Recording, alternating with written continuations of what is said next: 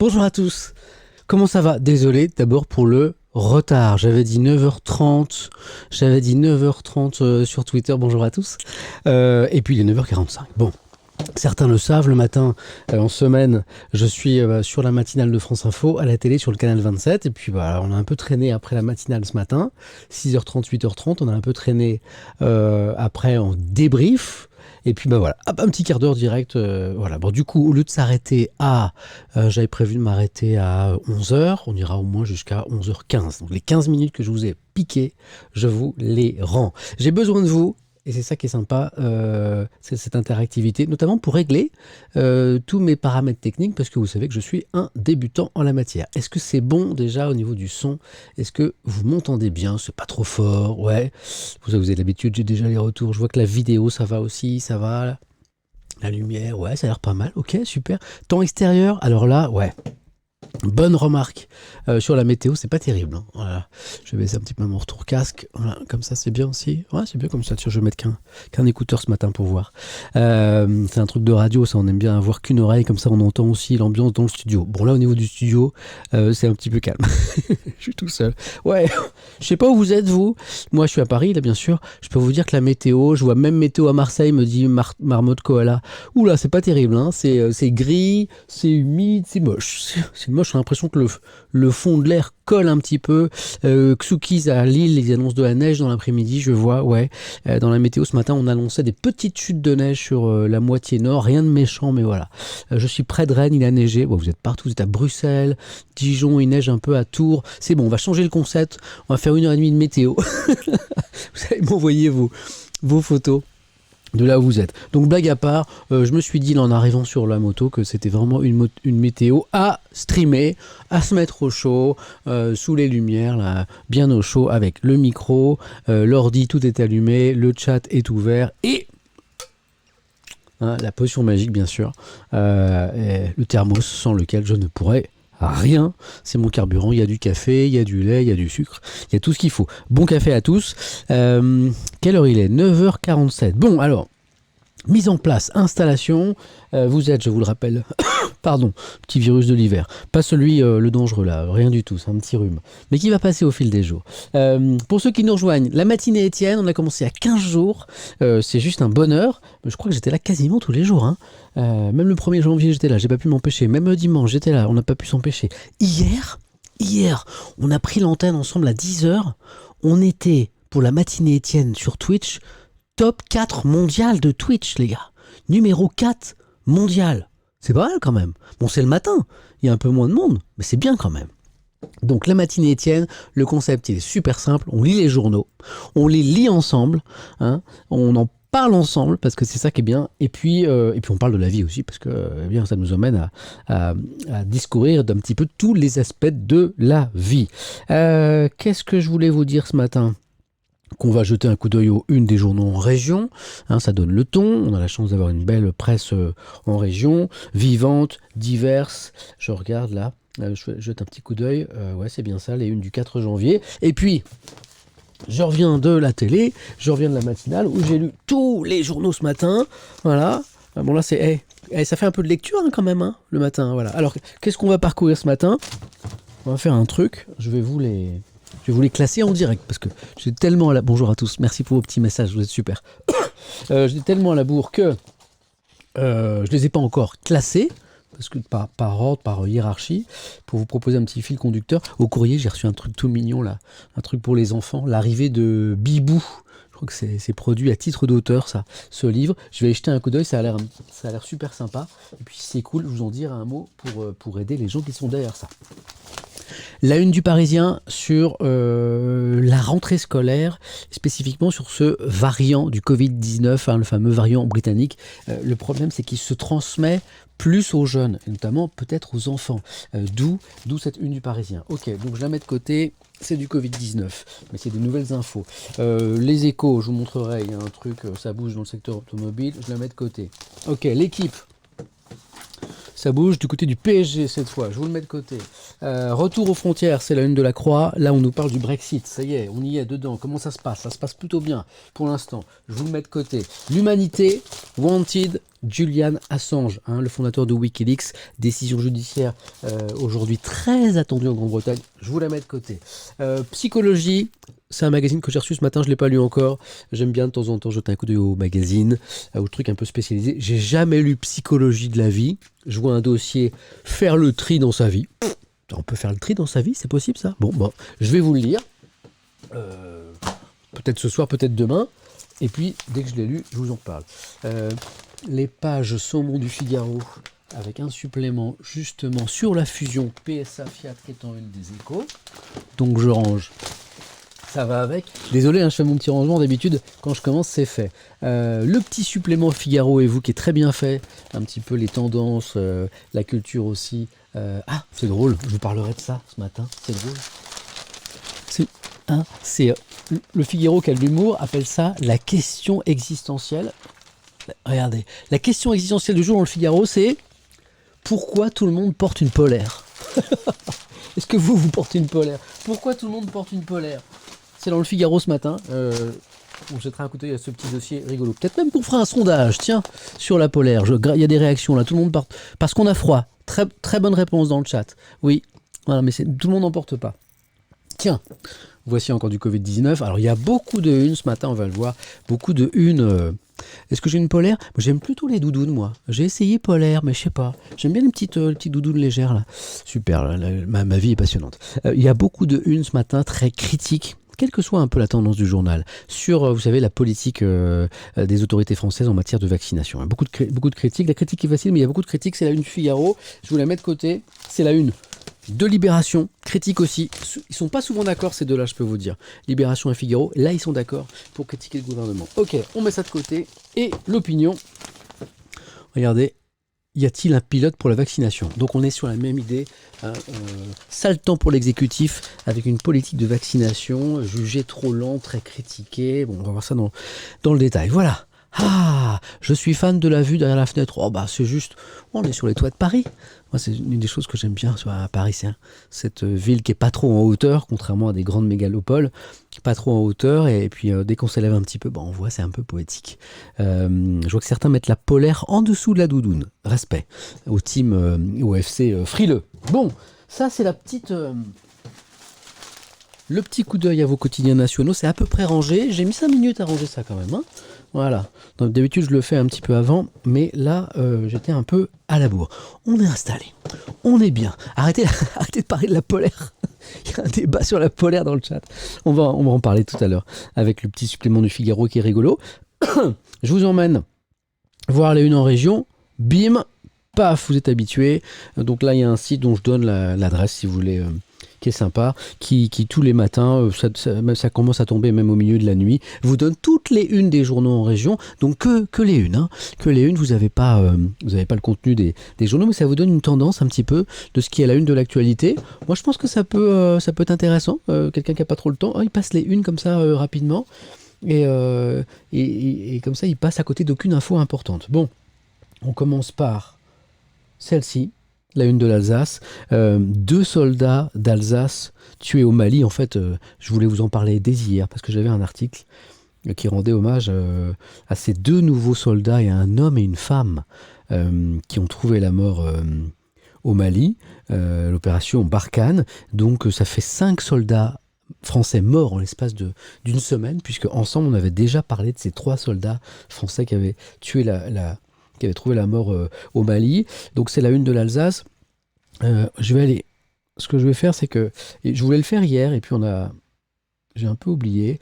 Je voulais aussi rendre hommage à ces jeunes gens tombés pour la France. Et dès hier, en fait, il y avait des articles qui leur rendaient hommage, et on avait des photos très touchantes. Regardez, là je viens d'aller sur le site du Figaro, figaro.fr, et vous avez ici, voilà, le visage de ces 2 soldats. À gauche, vous avez le sergent, c'est une femme. La vidéo a avancé, attendez, je vais vous le remettre. Voilà. là j'ai un article du Point. Je ne l'ai pas calé, hein. Je vais vous caler ça proprement, parce que c'est important d'évoquer la mémoire de ces deux jeunes gens. Donc, voilà, ici. Restez avec moi. Je suis un peu lent ce début de semaine, hein. Tenez, voilà. Donc là, c'est une capture d'écran que je viens de faire du site du Figaro, qui est un très bon site d'information, hein, qui est très très bien fait, le site du Figaro, qui est très agréable, comme celui du Monde d'ailleurs, comme celui de France Info également. L'actu, elle est là, 2 nouveaux soldats français tués, donc c'était samedi au Mali. C'est pour ça que dans les journaux, dimanche déjà, on en avait dans la presse. Je vois tous les F d'hommage ici dans le chat. Merci à vous, merci pour eux et pour leur famille. Donc le sergent à gauche, Yvonne Huynh, et le brigadier Loïc Risser, qui appartenait au 2e régiment de hussards de Haguenau, d'où la une de l'Alsace qu'on vient de voir à l'instant. Et donc, je vous le disais, ces décès qui s'ajoutent à ceux des 3 précédentes victimes. C'était tombé lundi. Et précision là sur le Figaro.fr. Donc, il y a un 3e soldat qui a été blessé. C'était samedi, c'était dans le nord-est du Mali, dans une attaque à l'engin explosif improvisé. Et je vous disais qu'on en avait déjà parlé la semaine dernière à l'occasion des 3 soldats déjà tués. Et il y avait beaucoup d'articles la semaine dernière qui s'interrogeaient sur le bien fondé de cette opération. Barkhane. Alors, on va rappeler que c'est une opération qui a été décidée pour lutter contre le terrorisme. Je vous remets la une de l'Alsace. Et alors, certains, comme l'Humanité, disaient oui, cette opération, elle est nécessaire, elle a été nécessaire, mais peut-être qu'il faut s'interroger aujourd'hui sur la nécessité du maintien aujourd'hui de l'armée française là-bas. Hein, on a plus de 50 depuis depuis le début de l'opération Barkhane, plus de 50 militaires français tués, qui ont trouvé la mort au Mali. Puis il y avait d'autres journaux plus critiques, et c'était le cas du Figaro notamment, qui disait que cette opération était mal pilotée, que les résultats concrets dans la lutte contre le terrorisme étaient insuffisants, et que ces soldats français, eh bien aujourd'hui, il fallait les ramener au pays. On a évoqué cette polémique ensemble, mais du coup, elle est relancée par la mort de ces 2 jeunes soldats dont on vient de voir la photo là, qui est assez touchante. Ces 2 jeunes gens qui viennent de trouver la mort au Mali. On continue rapidement les unes de la presse en région. 2021, les atouts du Cher. Alors c'est aussi le rôle des journaux en région de vanter un petit peu le département ou la région dans lesquels ils sont. Hier, pour ceux qui étaient là avec nous hier matin, on a vu une photo spectaculaire. Alors moi, je suis pas très fait divers, mais la photo est très impressionnante. Photo vue du ciel de plusieurs immeubles ravagés par le feu. On les avait vus grâce à cette photo de drone, en fait, consumé littéralement de l'intérieur. Il y avait un immense trou dans la charpente. C'était une image impressionnante.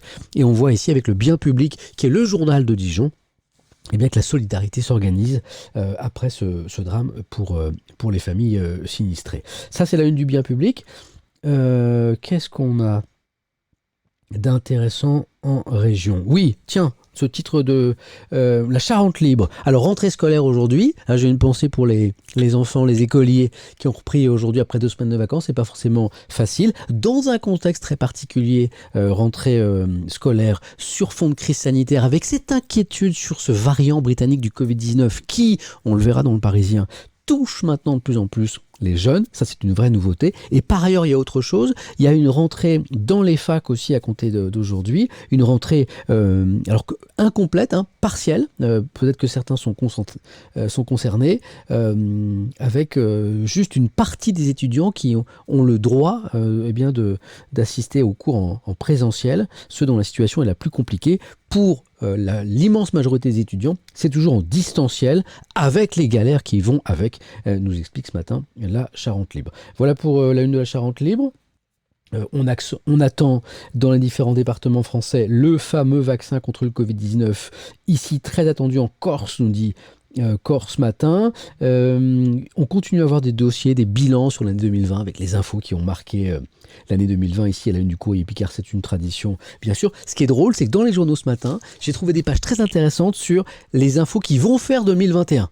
C'est très très fort. Vous êtes le 4 janvier 2021, et vous avez déjà des articles sur voilà ce que va être l'actu en 2021. Évidemment, c'est avec beaucoup de prudence, mais c'est sur les les grandes transformations de notre monde contemporain. Et j'ai trouvé une page qui est assez intéressante d'ailleurs, sur les 10 grands événements attendus pour cette année, dans ce qui est domaine du prévisible, bien sûr. Le Dauphiné Libéré fait un coup de projecteur sur Olivier Giroud. Alors en général, quand vous voyez comme ça une personnalité qui n'est pas forcément dans l'actu, mais qui est à la une d'un journal, c'est qu'il est du coin. Donc on lit les petits caractères, pardon. Le Dauphiné Libéré, interview d'Olivier Giroud, le footballeur isérois, donc on est bien dans la région, nous parle de ses ambitions pour 2021. Donc voilà pour le bleu Giroud. Qu'est-ce que c'est ça? Est-ce que c'est une référence de nouveau? Et oui, c'est ça, je m'en doutais. À la une des dernières nouvelles Alsace, donc on est dans la région d'où ont été originaires les 2 soldats, la jeune femme et le jeune homme qu'on a vu tout à l'heure. Eh bien, à la une des dernières nouvelles d'Alsace, on rend également hommage à ces 2 militaires, les hussards en deuil, titre les DNA, comme on les appelle parfois. Quand on perd un soldat, on perd un ami, mais les opérations continuent. Ça, ce sont les mots du colonel Maurice Robert de Saint-Victor, qui est le chef de corps du 2e régiment des hussards basé à Huguenot, dont faisait partie donc la sergente Yvonne Huynh, que nous avons vu tout à l'heure ensemble, et le brigadier Loïc Risser. Donc les journaux de la région font leur une sur ces 2 enfants du pays qui sont morts au Mali. Beaucoup de une sur la vaccination. Voilà, on se prépare dans les EHPAD en Dordogne, nous dit la Dordogne libre. C'est parti en Occitanie, titre la dépêche du midi. Qu'est-ce qu'on a intéressant en région royale? C'est toujours cette même idée. On va en parler de la vaccination ce matin. Il y a un sondage intéressant qui a été publié ce matin. Sondage Odoxa pour le Figaro et pour France Info sur est-ce que les Français sont prêts à se faire vacciner. Les résultats sont intéressants et ils sont pas tout à fait les mêmes que le sondage que j'avais fait. C'était samedi de mémoire. Samedi, j'ai interrogé le chat. Alors vous étiez assez nombreux, il y a eu 5000 participants et on voyait que les participants du chat étaient beaucoup plus partisans de la vaccination. Globalement que les Français. 2, que les jeunes, qui dans le sondage Odoxa ce matin sont beaucoup moins partants que les seniors, que les personnes âgées à se faire vacciner. Donc on avait un résultat un peu atypique dans le chat, mais qui était intéressant. Voilà, il n'y avait que 19% seulement dans ce sondage Made in Twitch, Made in la matinée Étienne, 19% de gens qui disaient non, je ne me ferai pas vacciner. Il y avait une majorité, un peu plus de 50% qui disaient je vais me faire vacciner, et le reste des gens c'était eh bien je ne sais pas encore. Donc, beaucoup de une ce matin sur la vaccination qui démarre. Ici, la une de l'Est républicain. Le journal de La Réunion, qui est aussi un journal régional. Comment le Covid a chamboulé nos vies, c'est un dossier, c'est le moins que l'on puisse dire. Ah, très intéressant. La une du journal du Centre. Vous avez peut-être entendu parler de ça. Alcool et confinement, mauvais mélange, mauvais cocktail, titre le journal. Le constat, en fait, c'est que les Français ont plus bu pendant les 2 confinements. On est à la maison, on s'ennuie, il n'y a rien à faire. Bon, parfois, la tentation, c'est d'ouvrir, on va dire, une bouteille de plus que d'habitude. Donc, le mauvais cocktail, il est évoqué ici en une du journal du Centre. Pour ça, c'est un constat basique. Voilà, on a plus bu en France pendant les 2 confinements, ce qui peut s'expliquer pour diverses raisons. Et ce qui est intéressant, c'est que ça coïncide en ce mois de janvier avec le Dry January. Alors, vous avez peut-être entendu parler de ça. Et on en parle ce matin d'ailleurs dans Le Parisien notamment. Dry January, est-ce que vous connaissez? Ça vient d'Angleterre, c'est tout récent, je crois que ça a 2-3 ans là-bas. Ça commence à arriver ici. L'idée c'est, allez on tente, mois de juin, sec, dry. Pas d'alcool, ou alors le moins possible. L'idée, c'est d'y aller cool, mais de voir en fait ce que provoque l'arrêt total de l'alcool sur son quotidien. Sur January, c'est janvier. Hein. L'arrêt de l'alcool sur son quotidien, sur son humeur, sur sa peau, parce qu'il paraît que quand on boit un peu beaucoup, on n'a pas joli teint, et quand on s'arrête, très vite ça s'améliore. Le teint, etc. Le sommeil, bon. Alors voilà, Dry January, je vois un commentaire grand froid, flûte, j'avais oublié le Dry January, j'ai déjà picolé ce mois-ci. C'est pas grave, on peut commencer avec du retard, c'est pas grave, tu déborderas un petit peu sur février, c'est pas grave. On va parler de ça parce que ça arrive en France, mais ça marche pas beaucoup. Et le Parisien s'est intéressé aux raisons pourquoi le Dry January, ce janvier sec au niveau de l'alcool, ça marche pas trop. Donc intéressante cette une du journal du Centre. Qu'est-ce qu'on a encore en région? Ok, toujours beaucoup de focus et d'interrogation sur la vaccination. Elle arrive ici en Occitanie, nous dit le Midi Libre. Oh, je l'avais pas vue, elle est drôle cette photo. Les photos insolites de l'épidémie. Ok, donc là on a manifestement un nageur, peut-être un triathlète, qui s'est créé un petit bassin maison chez lui, ça devait être pendant peut-être le premier confinement, et s'entraîne dans sa piscine elle fait quoi, 2 mètres, 2 mètres 30, et connaissant un petit peu ce sport, il a dû s'accrocher avec une ceinture spéciale, et donc il fait du surplace, parce qu'on peut nager sur place, on peut faire du crawl sur place, c'est un peu spécial, mais cette photo elle est marrante, elle a une de Mon Quotidien, c'est le journal pour les enfants. Si on reste en région, ouais. Je ne vais pas vous en parler longtemps, mais on a le procès d'un très étrange fait divers là, qui s'ouvre aujourd'hui, procès hors norme, titre d'ailleurs Nice Matin. En fait, c'est une riche héritière, c'est Jacqueline Vérac, vous la voyez à gauche là sur la photo, qui avait été enlevée il y a quelques années. Ça va durer au moins 2 jours de mémoire. Et puis les policiers avaient réussi leur enquête, c'est-à-dire qu'ils avaient retrouvé très rapidement la dame. Merci à tous pour vos messages. Bonne année à vous tous aussi. Mais je vous ai pas souhaité la bonne année. Si, je vous ai fêté la bonne année ce week-end. Ils avaient retrouvé très très vite la dame dans une camionnette. Et puis ils avaient, alors de mémoire, en fait, ils avaient retrouvé. Ils ont très vite retrouvé la. Oui, c'est ça là. Ils ont très vite. En fait, c'est un passant qui a trouvé la camionnette qui était un peu cachée avec la dame dedans. Et puis après, ils se sont rendus compte que la camionnette avait été bornée avec des bornes GPS. Ils ont réussi, la police scientifique s'est mis là-dessus finalement à retrouver un petit peu le parcours de ces bornes GPS. Et c'est ainsi qu'ils ont réussi tranquillement à revenir sur un suspect, puis 2 suspects. Et regardez la une, 14 accusés qui sont jugés pendant 4 semaines à Nice. Donc c'est énorme quand même, hein. D'où le titre de Nice Matin, le récit d'un incroyable enlèvement. C'est une affaire un peu folle. Heureusement pour cette dame, c'est bien terminé. Ça c'est intéressant aussi. Bim, regardez la une de Nord Littoral. C'est nouveau et c'est pas que dans la région, hein, c'est pas que dans le Nord. Une surveillance plus fine pour la qualité de l'air. Alors de quoi s'agit-il? En fait, c'est des nouvelles normes européennes qui arrivent pour le contrôle, la mesure de la qualité de l'air. Vous l'aurez compris, de la pollution. Et avec ces nouveaux indices, eh bien, on va mesurer des pollutions qu'on ne mesurait pas avant. Concrètement, on va avoir plus de journées d'alerte, vous savez, hein, à la pollution atmosphérique en France en 2021 que les années précédentes. Pas forcément parce que l'air est plus pollué, c'est juste parce qu'on le mesure mieux. Je trouve que c'est une bonne nouvelle. Elle est à la une de Nord Littoral. C'est important qu'on en parle. Personnellement, moi, je trouve que c'est vraiment un des combats qu'il faut mener aujourd'hui. Et moi, je suis pas un grand homme de conviction, j'ai pas 1000 convictions, j'en ai quelques-unes. Je pense que vraiment sur la pollution atmosphérique, avec les conséquences notamment pour les affections respiratoires, l'asthme des enfants, les allergies, tout ça, c'est vraiment, notamment dans les grandes villes, et même certaines petites villes qui sont parfois encaissées dans des vallées ou avec des trafics de poids lourds, ou avec une activité industrielle très forte, il y a vraiment quelque chose à faire là-dessus sur la pollution atmosphérique. Je trouve que les pouvoirs publics sont vraiment en retard. De mémoire d'ailleurs, l'Union européenne a fait payer des amendes à la France, l'a condamné pour non-respect des normes européennes en matière de pollution atmosphérique. Là, pour le dire tout de go et crûment, on est à la bourre là-dessus. Il faut vraiment qu'on bosse, ça va pas du tout. Hop, tenez, je parlais de la situation pas à pas des étudiants en ce moment. C'est la une de la Nouvelle République. Là, on est en Indre-et-Loire.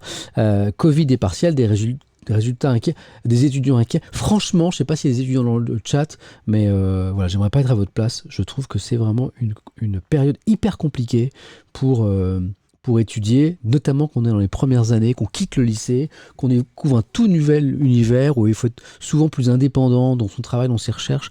Et franchement, on se retrouve à la maison. Bon, je vois qu'il y a beaucoup de réactions et vous êtes sans doute très nombreux concernés. Franchement, là, je pense souvent à vous. Parce que je me remémore mes années d'étudiant, qui ne sont pas forcément des années faciles pour tout. Et là, je me dis, mais quel contexte, quoi! Quel contexte!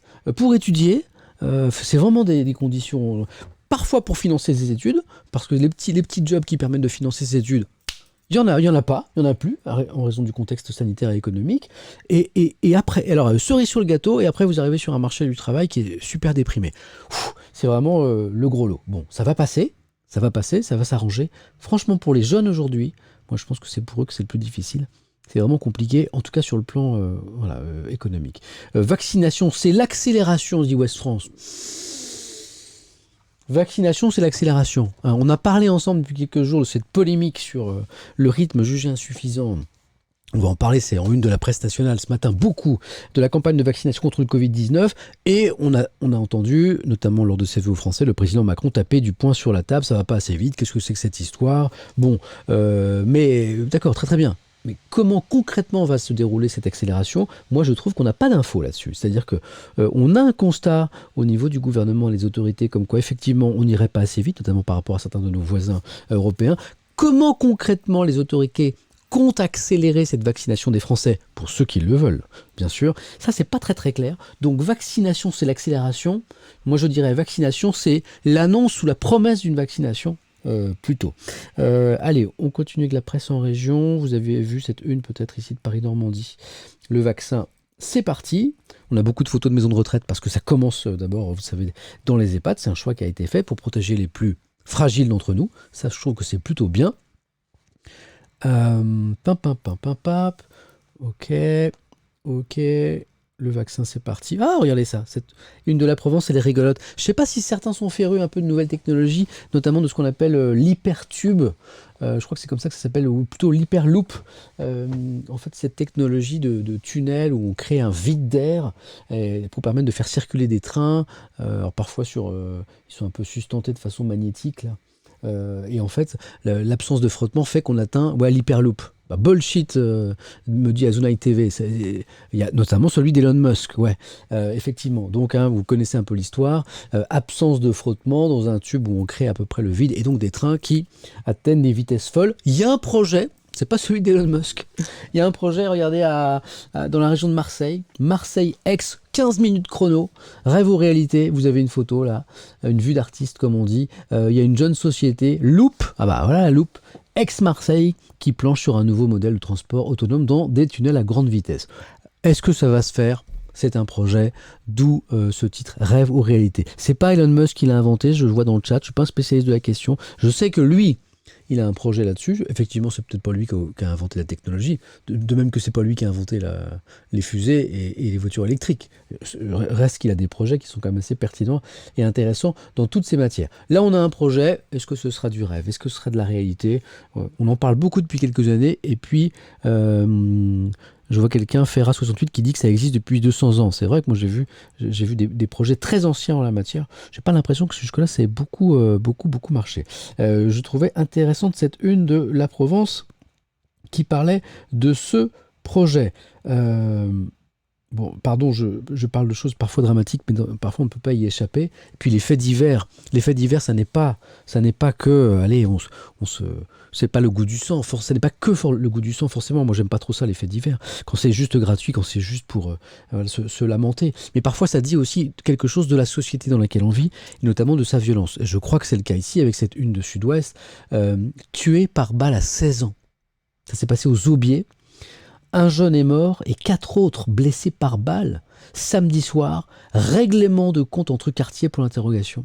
L'enquête le dira, la mairie a réuni une cellule de crise. Je ne sais pas ce qui peut amener à la mort d'un enfant, parce qu'à 16 ans, pour moi, on est encore un enfant.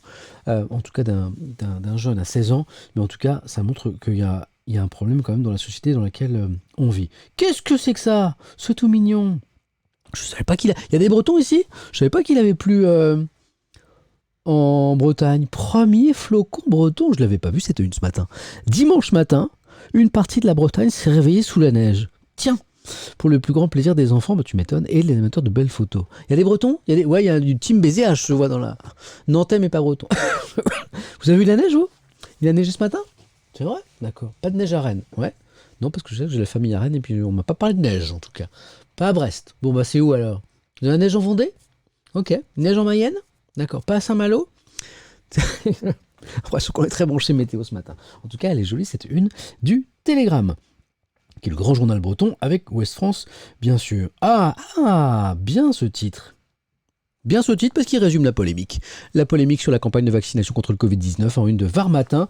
Est-ce que c'est de la vigilance ou c'est de la défaillance? Est-ce que c'est un excès de vigilance et de prudence, notre lenteur dans cette campagne de vaccination, ou c'est une défaillance? Est-ce que les choses n'ont pas été assez préparées? Les journaux ne sont pas d'accord là-dessus. Et puis, voilà. Et là, on retrouve...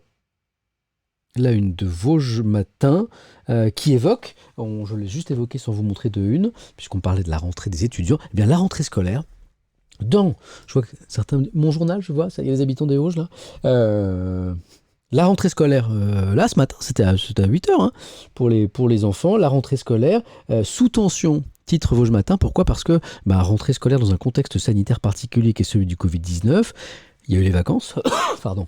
Il y a eu les vacances, les enfants, parfois sont allés, ont voyagé. Parfois en France, parfois à l'étranger, parfois en vue de la famille, donc potentiellement des cas de contamination.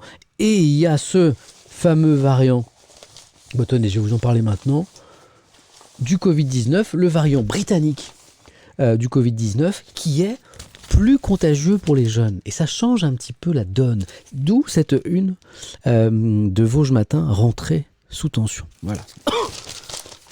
Alors, quelle heure il est? 10h15, c'est un petit peu tôt pour une pause café, mais je viens d'arriver et puis je suis quand même levé depuis 2h du matin, donc je vais me faire une petite pause café. Les habitués le savent, pour le café, il y a une musique.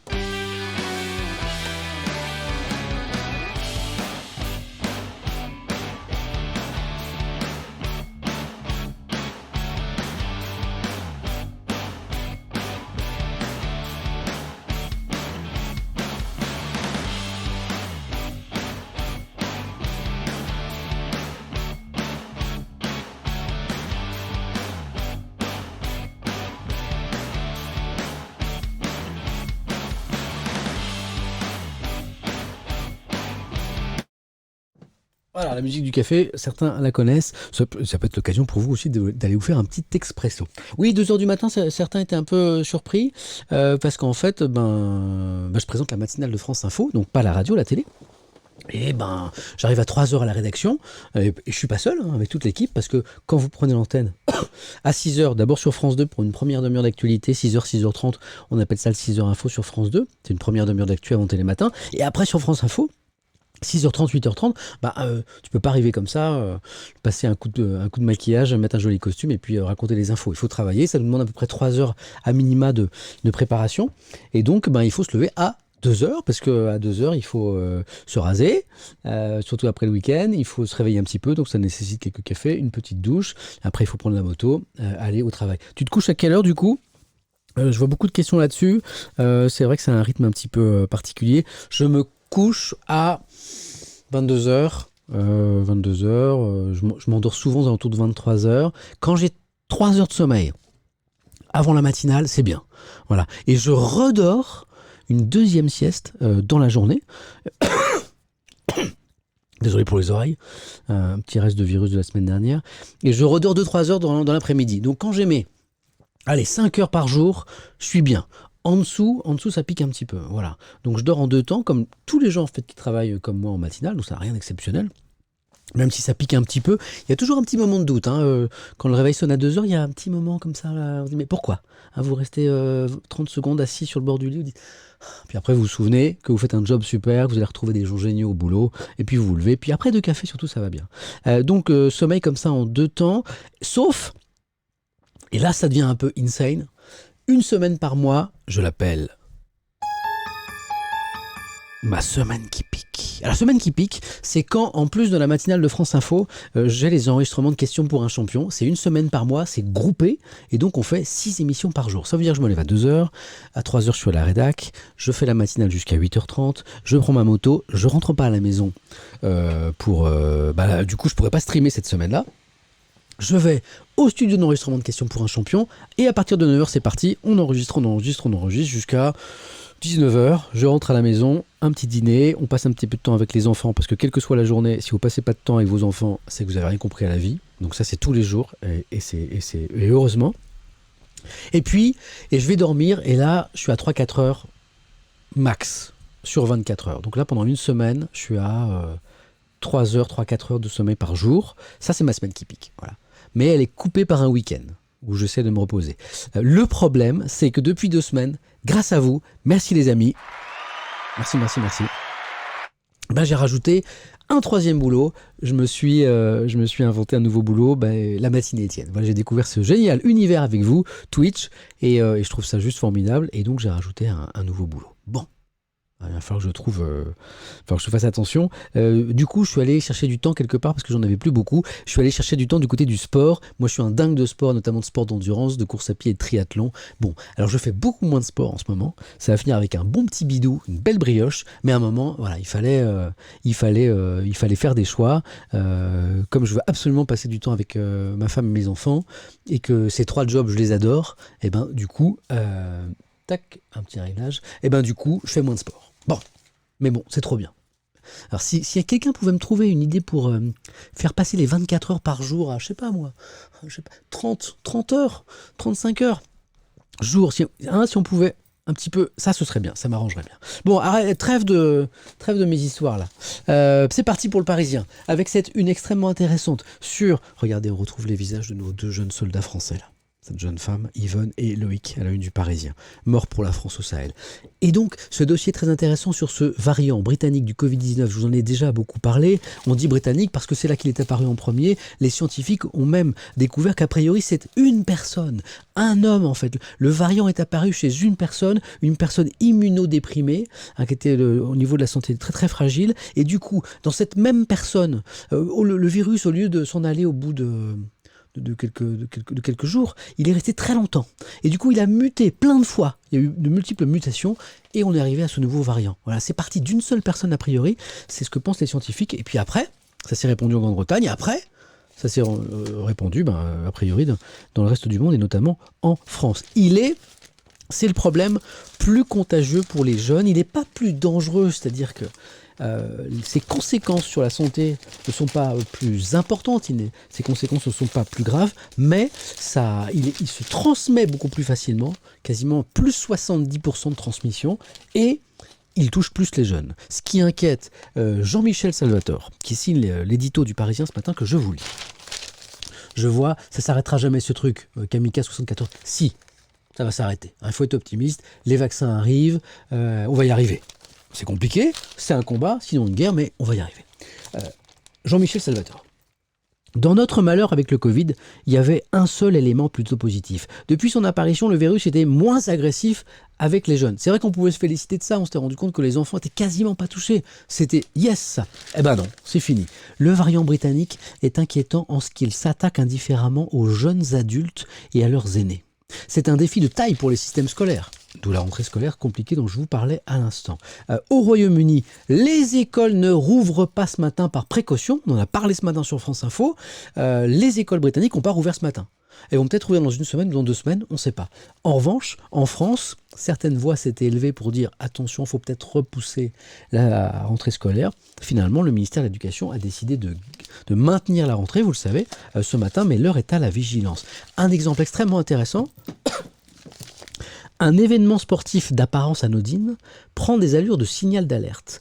Après un match de rugby entre Bayonne et Leicester, donc britannique a priori, le 19 décembre dernier, on a compté 10 membres de l'équipe française contaminés par ce nouveau variant du Covid-19. Donc une équipe anglaise, Leicester, dont certains membres étaient contaminés. Après le match, 10 membres côté français contaminés. Et on parle d'un match en plein air. On n'est pas dans un petit bureau à se souffler dans le nez. On parle d'un match en plein air. Vous allez me dire, c'est un peu un sport de contact. Le rugby, on est d'accord.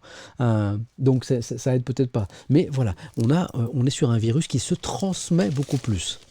Donc, je réponds à une question dans le chat. Il n'est pas plus mortel, il est plus contaminant. On est d'accord ? Donc il peut toucher beaucoup plus de gens beaucoup plus rapidement. Ses conséquences sur la santé ne sont pas plus graves. C'est important. Je pensais l'avoir dit clairement. Voilà. Tiens. On va rester avec le Parisien. Et on va continuer à parler de santé. Mais on va changer un petit peu. On va pas parler du Covid. Voici le dry January. Donc le janvier sec, pour traduire. Donc ce matin, on a vu la une d'un journal qui était le Populaire du Centre, je crois, qui regrettait un petit peu que pendant les 2 confinements, glou, les Français ont un peu plus bu d'alcool. Et bien justement, ça tombe bien, parce que arrive le Dry January, donc le janvier sec. Ça vient justement encore de nos amis anglais, décidément, ils nous font plein de cadeaux en ce moment. Les Anglais. C'est pas vieux, Dry January, challenge venu d'Angleterre qui consiste à stopper pendant un mois sa consommation d'alcool, ou tout du moins à la réduire. Voilà. C'est venu il n'y a pas très très longtemps. Et ça arrive en France. Voilà. Là, on a Suzelle, madame que vous voyez ici, hein, pour la 2e année. Eh bien, cette habitante des Hautes-Alpes va tenter le Dry January, ce défi venu d'Angleterre en plein essor en France. Que dit-elle, cette dame? Comment s'appelle-t-elle déjà? Suzelle. Ce que je trouve vraiment intéressant dans cette démarche est qu'elle permet de voir où on en est avec l'alcool et de mener une réflexion plus globale sur soi et ses habitudes. Dans ses arguments, elle évoque la perte de poids. Hein, la première fois, le janvier de l'an dernier, elle a perdu 3 kilos parce que l'alcool, il y a beaucoup de sucre, notamment. Donc, elle a envoyé au tapis 3 kilos. Puis par ailleurs, elle dit « Je ne bois pas assez dans ma vie courante ». C'est pas une grande buveuse du tout. Hein, je crois qu'elle boit genre 2 verres de vin par jour. Hein. Mais juste, elle a décidé de supprimer en janvier. Je ne bois pas assez dans ma vie courante pour que cela ait un impact sur mon teint ou sur mon sommeil, mais je sais que cela fait partie des bienfaits pour beaucoup de participants. Voilà. Et j'ai un autre article ce matin qu'on verra dans la presse, je vais peut-être essayer de vous le trouver tout de suite, sur pourquoi ça marche pas trop le dry January en France. Parce que là, l'article nous dit, du Parisien, c'est en plein essor en France. Moi, j'ai un article qui dit que justement, ça marche pas trop, ce Dry January. D'ailleurs, vous savez quoi? Je vais vous demander à vous. Parce que vous savez que maintenant que j'ai trouvé comment utiliser cette fonctionnalité, eh ben, j'en fais de temps en temps. On va se faire un petit sondage. Sondage, je vais vous demander, vous. Pour ceux qui étaient là hier, on a fait un sondage sur la galette des rois. Est-ce que... Et vous êtes globalement des amateurs de galettes des rois, en tout cas ceux qui étaient là hier, et puis des amateurs de frangipane. Question. Allez-vous, comment je peux dire ça? Alors j'ai un clavier de gamer maintenant avec plein de couleurs là, et j'ai pas encore pris mes repères. Tentez le Dry January. Je vous le mets en VO puisque ça vient de nos amis outre-Manche. Le janvier sec. Un petit point d'interrogation pour faire joli. Première réponse. Oui, carrément. Non, sûrement pas. Ok. Je vous mets tous les accents, tout ça pour faire propre. Hein. C'est pas parce qu'on est sur Internet qu'il faut pas faire attention à la langue française. Et 3, je ne bois pas. Parce que pour ceux qui ne boivent pas, je ne bois pas, ça sert à rien de faire le Dry January. Parce que si vous ne buvez pas déjà, vous n'allez pas vous retrouver dans mon petit sondage. Ok, est-ce que vous allez tenter le Dry January? Réponse 1, oui carrément. 2, non sûrement pas. 3, je ne bois pas de toute façon. Je vais lancer le sondage dans quelques secondes. Je ne bois pas. Ça rentre pas, je raccourcis, pas de souci. Voilà. Pas de problème, que des solutions. On commence le sondage, c'est parti, bim. N'hésitez pas à faire un petit F5 pour éventuellement rafraîchir le chat, ce qui vous permettra de voir le sondage. Les crêpes de Raymond Oliver, est-ce que ça compte? J'ai découvert ça il n'y a pas longtemps grâce à Étoile. Dans une nuit de la culture, on était allé voir la fameuse vidéo. Allez voir après le stream, si vous avez le temps. Vous tapez sur Internet, sur Google, la fameuse recette de crêpes de Raymond Oliver. Il y a de la crêpe. Pas que de la crête, pas mal d'alcool aussi. La vidéo est juste hallucinante. Alors, qu'est-ce qu'on a? Allez-vous tenter le Dry January? Ça vote. J'ai, oh là là, 3500 votes. Déjà, on vient de commencer en quelques secondes. Oh là là, je suis très surpris, c'est drôle. Je m'attendais pas du tout à ces résultats. C'est là où je vois, je suis un vieux, moi je suis un boomer. Hein. Ça picolait à mon époque. Vous êtes 44%. 1927 votes à dire je ne bois pas du tout. C'est énorme, je ne m'attendais pas du tout à ça. Non, sûrement pas. Je ne vais pas faire le Dry January, c'est 43%. Et oui, carrément. Donc ça veut dire que je bois un petit peu ou je bois beaucoup. Faites ce que vous voulez. Oui, carrément, je vais faire ce janvier sec, 13%. Alors là, je suis très surpris. C'est très intéressant. Ok. Mon expérience me montre que les tendances du début sont très vite confirmées par le sondage. Donc, je vais terminer le sondage. Puisque là, on a une tendance, vous êtes déjà plus de 5000 à avoir voté. Vous êtes combien sur le stream là? Il faut que j'aille voir, parce que c'est quand même fou. Vous êtes plus de 5000 à avoir voté. Ça fait 1 minute qu'on a lancé le sondage. Terminé le sondage. Bim. Alors, résultat définitif. Je viens d'arrêter le sondage. Est-ce que vous allez tenter le Dry January? Non. 43%. Ensuite, 43%, quasiment ex aequo, je ne bois pas du tout. Moi, c'est ma grande surprise. C'est vraiment étonnant. Et oui, carrément, je vais le tenter, 13%. Bah, vous voyez, j'ai bien fait de faire ce sondage. J'ai bien fait de faire ce sondage parce que je ne m'attendais pas du tout à ce résultat. C'est vachement intéressant. Est-ce que je suis... Parce que je pense que vous êtes plus jeune que moi, enfin pour la plupart, si la caméra bouge beaucoup, oui, c'est parce qu'en fait, certains ont une batte mobile, moi j'ai un stream mobile. Donc tout est sur une petite table qui se promène dans la maison, donc c'est pas grave, c'est artisanal, c'est à la maison. Est-ce que vous, jeunes gens, allez, entre 15 et 35 ans, à la louche, c'est à peu près ce que j'ai dans les profils des messages des gens qui m'écrivent, est-ce que vous buvez moins peut-être que les générations précédentes? C'est très étonnant ce résultat. Il faudra qu'on creuse ça. Hein. Faudra qu'on creuse ça. Ouais. Quand on vient de Vendée, c'est pas possible de faire le dry January, je lis dans le chat. Je sais pas. Je ne bois. Voilà, ça fait beaucoup réagir, c'est intéressant. Ouais, c'est intéressant. Moi, ce que les journalistes ont beaucoup écrit ces dernières années, enfin, suite à des enquêtes, c'est que les jeunes d'aujourd'hui buvaient peut-être moins que leurs aînés au quotidien, mais que quand ils buvaient, quand ils faisaient la fête, c'était, oui, c'était un peu radical, quoi. Voilà. Bon, en tout cas, je vois que ça vous fait parler. Bon, vous êtes plus de 10 000. Ah oui, c'est ça, d'accord, vous êtes plus de 10 000. Il est 10h30. Alors là, truc de folie. On est lundi. C'est plus les vacances. J'ai lancé ce premier chat en plein milieu des vacances. J'ai profité d'une première semaine de vacances, 15 jours, pour prendre un petit peu de temps et pour m'occuper de tout ça. Et donc, j'étais très agréablement surpris par le nombre de personnes que vous étiez le matin pour ce petit rendez-vous. Et puis je me disais, en même temps c'est les vacances, et puis à la rentrée on sera beaucoup moins. Et là vous êtes 10 293. On est en distanciel, ouais, mais en distanciel pour faire des trucs. Ça veut dire que par exemple, je sais pas, ceux qui sont en train de travailler à la maison ou de bosser leurs études, vive le télétravail, je vois. Ça veut dire que vous avez mis ça de côté un petit peu et vous avez allumé le stream dans un coin de l'écran. Je valide, j'aime bien. J'adore. Bon, super. Merci, vous êtes juste géniaux. Bon, je discute. Je vais exploser la durée du truc, là. De toute façon, je suis obligé de vous laisser ce matin pour une bonne raison, je vais vous laisser à 11h30. Dernier carat. Ça nous laisse encore une heure. Parce que j'ai mon petit bout de chou, qui est en 2e année de maternelle, à aller chercher à la sortie de l'école. Voilà, 11h50, donc le temps de 11h30, oui, même un petit peu avant 11h30. On a commencé à... je fais un petit calcul, là, parce que je suis un peu fatigué. Donc on a commencé à 10h45.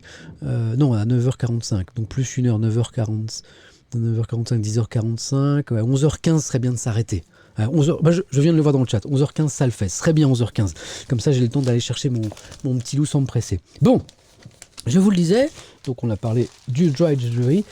Beaucoup de unes, en fait, 3 unes de journaux nationaux sur la campagne française de vaccination contre le Covid-19. Et ces 3 unes de journaux différents, Figaro, Libération, L'Opinion, sont très critiques avec la politique décidée par le gouvernement. Celui qui tire le plus à boulet rouge ce matin, c'est le Figaro.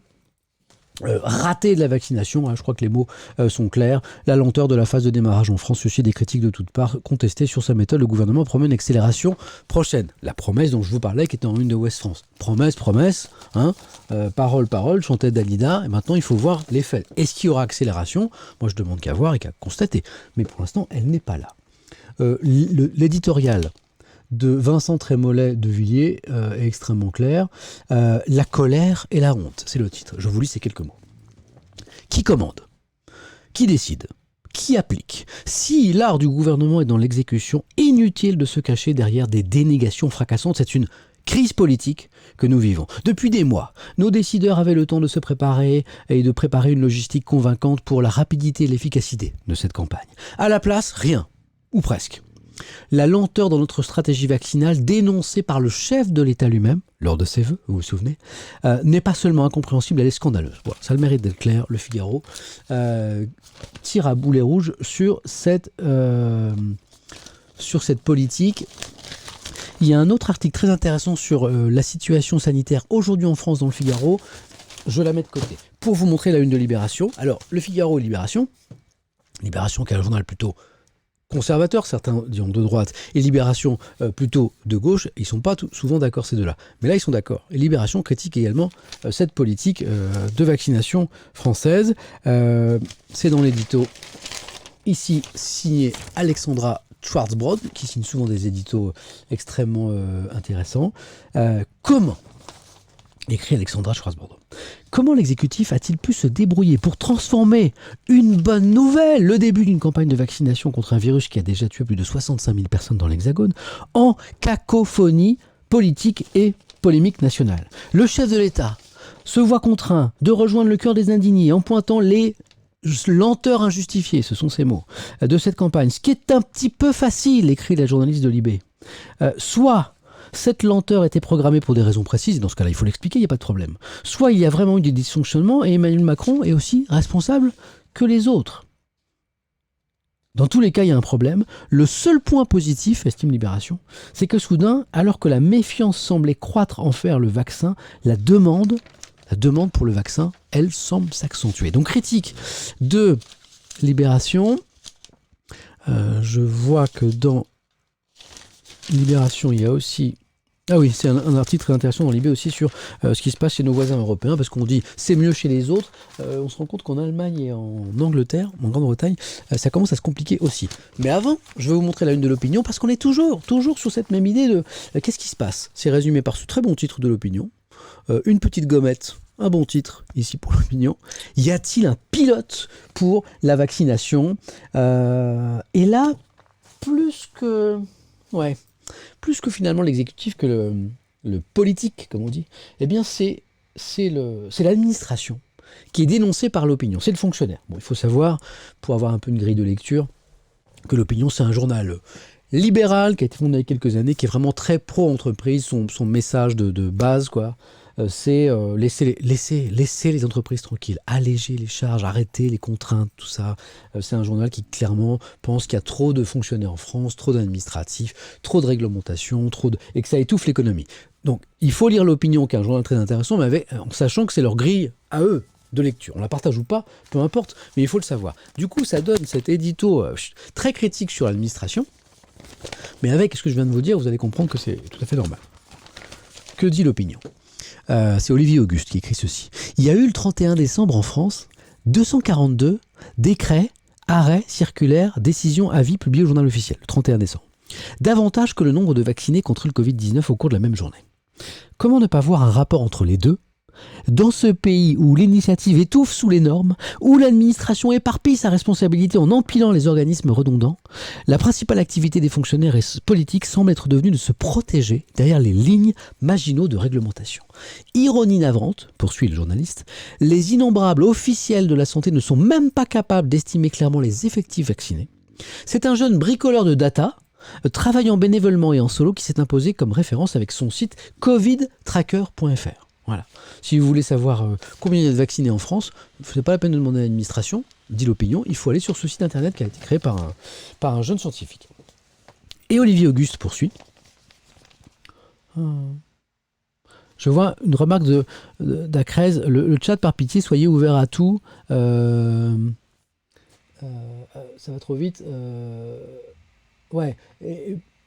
Ouais, pas faire comme les US avec un système ultra manichéen. Je suis d'accord avec ça. J'ai pas le temps de lire tout le chat. Je sais que j'ai un chat qui est positif et qui est intéressant et qui est ouvert et qui est de qualité. Je l'apprécie vraiment. Mais parfois, je sais, et puis c'est compliqué, mais parfois, sur certaines thématiques, hier j'ai parlé de l'ultra-droite en France, j'ai parlé de racisme et tout ça, et parfois dans le chat, on voit des choses un petit peu radicales, et des idées qui pour moi ne sont pas du domaine justement des idées, mais du domaine de l'illégal. On va rappeler que le racisme, c'est pas une opinion, le racisme, hein, c'est un délit. Voilà.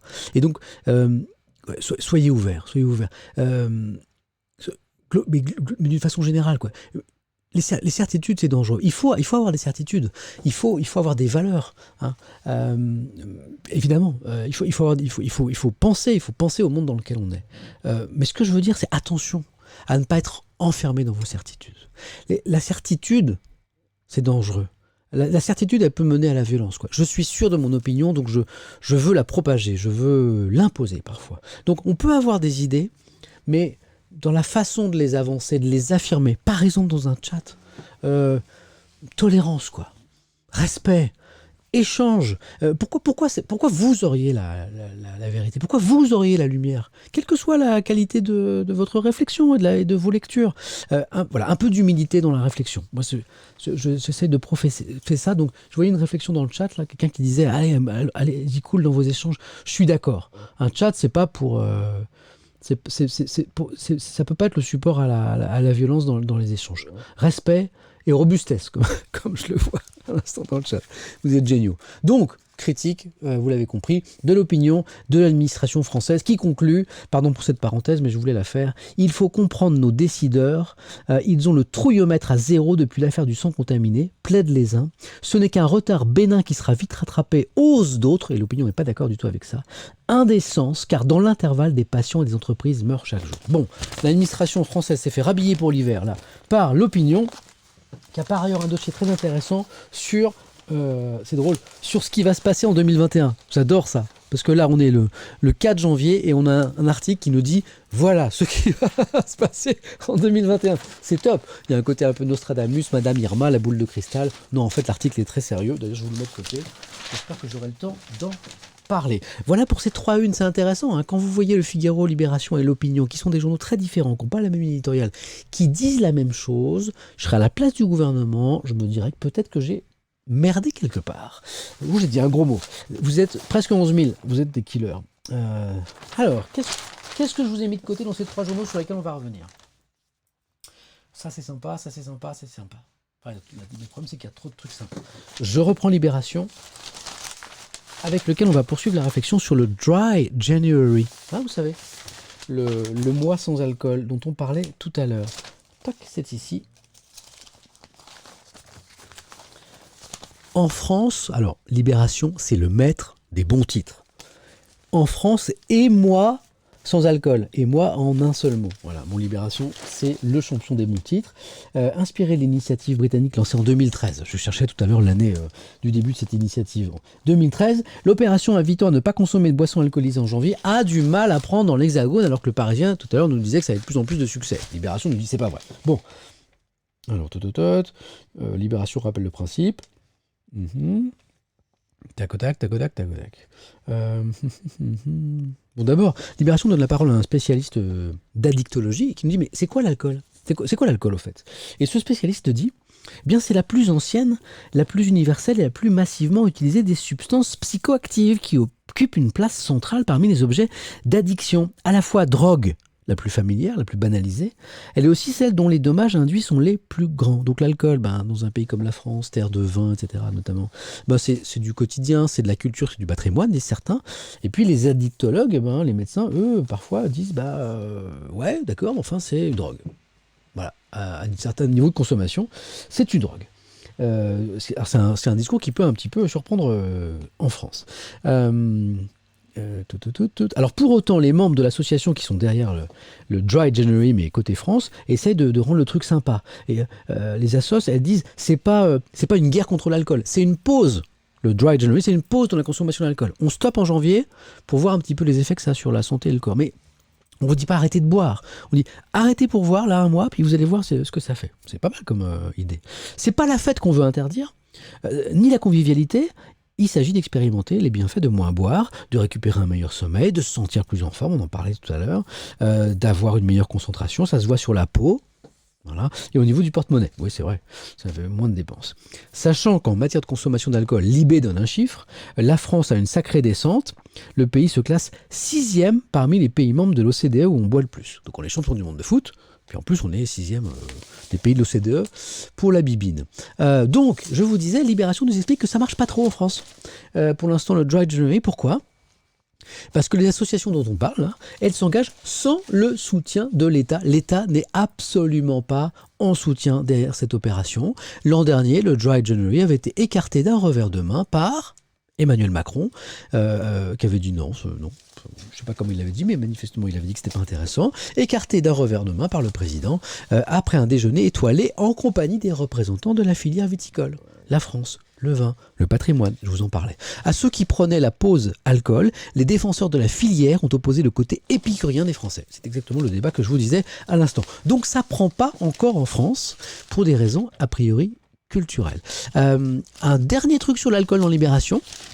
Du coup, Libération, c'est ça qui est intéressant aussi dans la presse écrite. Je veux dire, certains d'entre vous peut-être ont l'habitude de s'informer sur Internet, sur Facebook, enfin voilà quoi.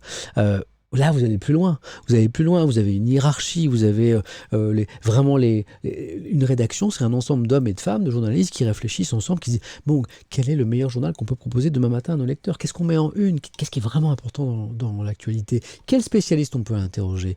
Quel journaliste va être le plus à même de nous expliquer ça? Etc., etc. Quel éclairage on peut ajouter pour justement aider à la compréhension d'un phénomène? C'est ça un journal. Voilà. Alors, ils sont plus ou moins réussis, plus ou moins sympas, plus ou moins faciles à lire.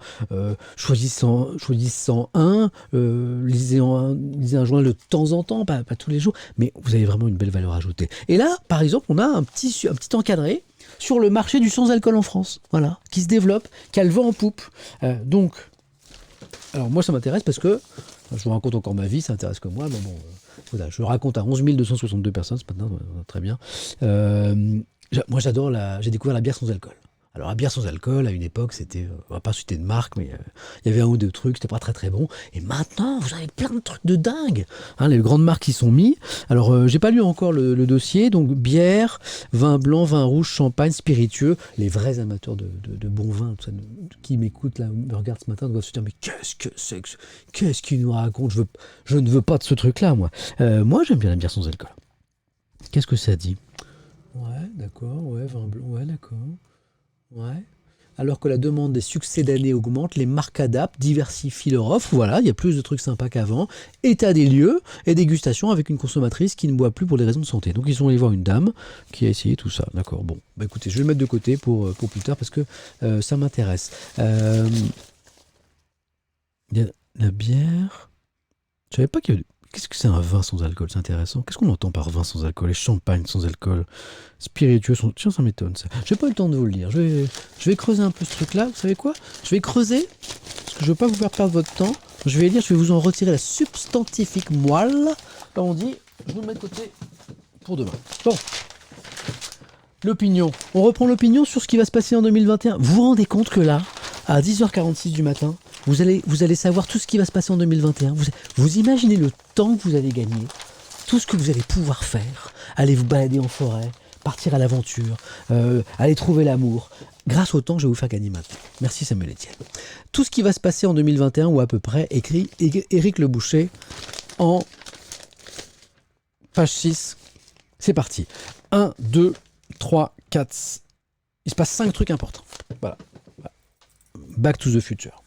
1. L'Amérique mieux ira, nous dit Éric Le Boucher. Bon, bah effectivement, Éric Le Boucher fait partie de ceux qui pensent que l'élection de Joe Biden est plutôt une bonne nouvelle pour les États-Unis et donc le départ de Trump une bonne nouvelle également. Le climat s'améliorera. On a lu plusieurs articles ces derniers temps sur la question. C'est vrai que beaucoup s'accordent à dire que même si on est loin de ce qu'il faudrait faire, notamment pour enrayer le réchauffement climatique, malgré tout, de plus en plus de mesures au niveau international seront prises et on va vers du meilleur. L'Europe se fera, on en parlait hier, ce constat, c'est que le Brexit n'a pas divisé, n'a pas déchiré, n'a pas mis l'Union européenne à terre. Au contraire, elle est plutôt, pour ceux qui restent dans l'Union aujourd'hui, plutôt consolidée. Donc l'Amérique mieux ira, le climat va s'améliorer, l'Europe se fera. Ah oui, d'accord, j'ai compris. Ça finit toujours par le verbe.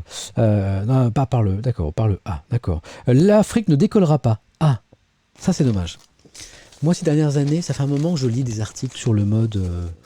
À une époque, il y avait le bouquin là, Quand la Chine s'éveillera, puis c'était Quand l'Afrique se réveillera. Vous allez voir ce que vous allez voir. Le boom économique en Afrique. J'ai vu des articles passionnants là-dessus. Et là, Éric Le Boucher nous dit bah non. L'Afrique ne décollera pas. Tous les décollages annoncés de l'Afrique ont déçu. Le continent est toujours aspiré par les forces destructrices de la corruption, des divisions tribales et religieuses, du terrorisme, d'une démographie incontrôlée. Il y a des exceptions, il y a des innovations qui marchent, il y a des entrepreneurs, mais globalement la classe politique africaine sabote ses atouts. D'accord. On ne trouvera pas de solution en 2021, mais le sujet est majeur, particulièrement pour l'Europe. Bon, constat pessimiste, c'est dommage, parce que ça fait tellement rêver de voir ce beau continent exploser, notamment économiquement, qu'on aimerait que ce rêve se réalise. Et puis, dernier constat d'Éric Le Boucher, l'islam ne se sécularisera pas. Les printemps dans les pays musulmans, les printemps musulmans sont devenus des hivers. C'est vrai que les promesses attendues n'ont pas été tenues. Le monde musulman continue de croire ses dirigeants quand ils se cachent derrière la religion pour faire oublier leurs échecs terrestres, économiques, sociaux, éducatifs. Les essais répétés en France d'organiser un islam séculier boutent toujours sur 1000 obstacles insurmontables. Tout le Moyen-Orient en souffre gravement et l'Europe avec. Les évolutions obscurantistes ne sont pas encourageantes. Bon, constat pessimiste d'Éric Le Boucher quand même sur certains aspects. Bon, ce n'est qu'une vision, ce n'est qu'une analyse, mais voilà en tout cas pour certaines tendances pour monsieur Éric Le Boucher, en tout cas pour cette année. Je fais beaucoup de bruit avec mes journaux, hein. Vous savez qu'en semaine, j'ai les journaux papier, et puis le week-end, comme je travaille à la maison, je les ai en format numérique. Moi j'aime bien le contact, le bruit, l'odeur du journal. Hop, je range le pignon. Et je reviens au Figaro. Désolé, je m'arrête parce que je tombe à nouveau sur... Qu'est-ce qu'elle est forte et qu'est-ce qu'elle est dure cette image. Ce matin, page 7 du Figaro, vous avez de nouveau cette photo de ces deux jeunes Français qui sont tombés au combat là au Mali. Voilà, je savais que j'avais vu cette photo ce matin. Et c'est dur. Yvonne Huynh, Loïc Risser, la sergente brigadier du 2e régiment de hussards de Haguenau, tué au Mali dans la nuit de samedi à dimanche. Je sais qu'on en a déjà parlé, mais je retombe de nouveau sur toute cette photo, et puis on pense forcément à la famille, aux amis de ces jeunes gens qui sont tombés pour la France. Donc voilà. Mais ce dont je voulais parler dans le Figaro, dont on n'a pas parlé encore, parce qu'on parle de la polémique sur les vaccins, ça va pas assez vite, etc. Et on oublie de dire, on en est où là, de la situation sanitaire en France? On sait que depuis samedi dernier, il y a un nouveau couvre-feu pour une quinzaine de départements, 15 départements d'ailleurs précisément, à 18h, essentiellement dans l'est de la France et la région Auvergne-Rhône-Alpes. Et on en est où de la situation sanitaire, tout ça? On a un point d'un spécialiste qui est assez carré, qui est assez sérieux, que j'ai déjà interviewé, qui s'appelle le professeur Yazdan Pana, qui est le chef du service des maladies infectieuses de l'hôpital Bichat. Il est membre du conseil scientifique. Alors il dit quoi? On en est où? On y va. Il est vrai qu'il y a eu une augmentation assez forte du nombre de cas avant les fêtes, mais elle était en partie liée à une hausse du nombre de tests. Ok. Il semble que les Français aient été assez raisonnables à Noël. Vous voyez, c'est une toute petite ligne dans un grand article. Je l'ai lu que dans le Figaro, et pour moi c'est une des infos essentielles de la presse de ce matin. Donc tout n'est pas forcément dans les unes. Et moi en lisant la presse, je me suis dit, c'est la première fois que je le voyais. Alors il faut avoir un peu de recul et être prudent.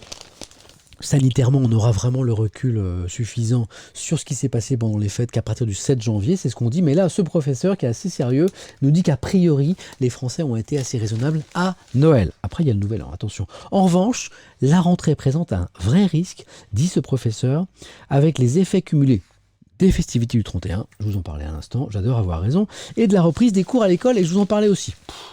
Quel crack! Ce Samuel Etienne qui est en train de quitter le FC Humble à une vitesse. Je vais arrêter Samuel Etienne. Allez, je reste avec le Figaro, mais je vais jamais m'arrêter à 11h15. On arrête dans 20 minutes, les gars. C'est pas possible, j'ai trop de trucs à vous lire. Parce que je vous parle... Allez, je vous montre très rapidement ce sondage Odoxa pour le Figaro. Pour France Info qui est sorti ce matin. Aujourd'hui, quand on demande aux Français, 58% des Français, selon ce sondage, disent non. C'est énorme. Je ne veux pas me faire vacciner. Et 42% oui. 58%. Les scientifiques nous disent que l'arme absolue contre le vaccin, contre le Covid, c'est le vaccin. Et on a 58% des Français dans ce sondage qui disent je ne vais pas me faire vacciner. Dans l'état actuel des choses. Bon. Voilà, on en est là. Le sondage qu'on a mené ce week-end auprès du chat, il ne donnait pas du tout ce chiffre-là. Vous étiez, enfin je dis vous qui étiez là samedi, beaucoup plus pro-vaccin. Voilà. Mais en tout cas, c'est un sondage qui interroge. Si j'ai le temps, il y a un dossier très intéressant sur comment faire face dans le Figaro. Vous voyez, dans un journal, il y a plein de trucs. Comment faire face à la déferlante de mails. Hein, vous savez, ces mails qui arrivent par dizaines dans nos boîtes toute la journée, ces notifications, ding, ding, ding, toute la journée et tout, ça peut mener au burn-out, disent des spécialistes. Il faut être prudent avec ce truc. Il ne faut pas devenir esclave de sa boîte mail. Il y a un article très intéressant et puis des conseils pratiques pour échapper à ça. Je vous le mets de côté. Je vous mets beaucoup de choses de côté. Bon. De quoi je vais vous parler pour le temps qui nous reste. Ouais, bon, si ça va aller. Je vais passer vite sur certains trucs. Et puis on va s'attarder sur d'autres. Si, ça va aller. Si, ça va aller. On va passer vite sur la une de la Croix, parce qu'en fait, c'est le Brexit. Bon, c'est bon, on sait, ça y est, le 1er janvier. On en a parlé beaucoup ensemble. La Grande-Bretagne, c'est fait. L'info intéressante que j'ai lue nulle part ailleurs, c'est que le premier week-end s'est bien passé aux frontières entre le Royaume-Uni et l'Union européenne. Vous savez, tout a été remis à plat.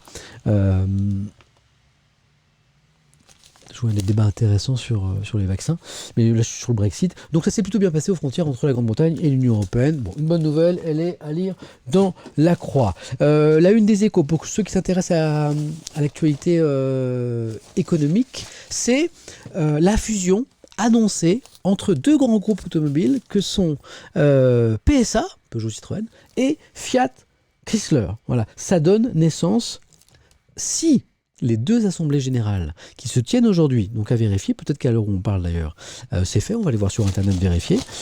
Si les assemblées générales des deux constructeurs votent aujourd'hui le mariage, naissance du quatrième groupe automobile mondial, 1. Volkswagen, 2. Toyota, 3. Renault, Nissan, Mitsubishi, 4. Stellantis. C'est ça. Stellantis, ce serait le nom de ce nouveau groupe. Mariage de PSA, donc le français, et Fiat Chrysler, et General Motors qui ferme la marche 5e place. Est-ce qu'on a le temps? Rapidement, ne bougez pas. Je vais aller voir si c'est fait.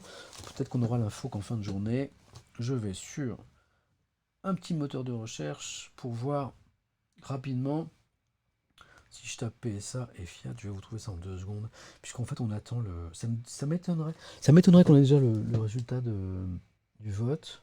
Non, c'est en cours. C'est en cours. Voilà. Donc vous verrez ça tomber de ça aujourd'hui dans l'info. Vous l'aurez peut-être aux 20h ce soir. Tout vont fusionner.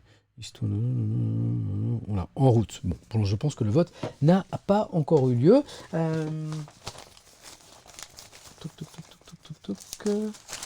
Alors ça c'est intéressant parce que on est toujours sur la prospective, sur ces journaux qui vous disent ce qui va arriver en 2021. Je trouve ça mignon. On a une belle page là qui est très intéressante, peut-être encore plus intéressante que le petit article de l'opinion avec Éric Le Boucher tout à l'heure, parce que plus complet sur les 10 événements qui vont marquer 2021. Alors, le 4 janvier, on vous dit déjà tout ce qui va se passer. Ah, c'est pas du bonheur. Alors qu'est-ce qu'on a 1.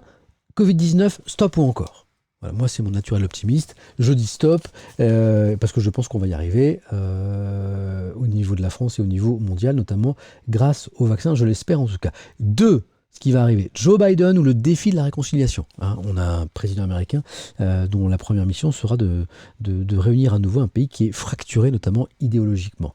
3. Le nucléaire iranien toujours central. Alors, c'est pour ceux qui suivent l'actualité internationale, le dossier iranien, c'est un vieux dossier avec les suspicions occidentales et notamment américaines du régime iranien de Téhéran de se doter de l'arme atomique.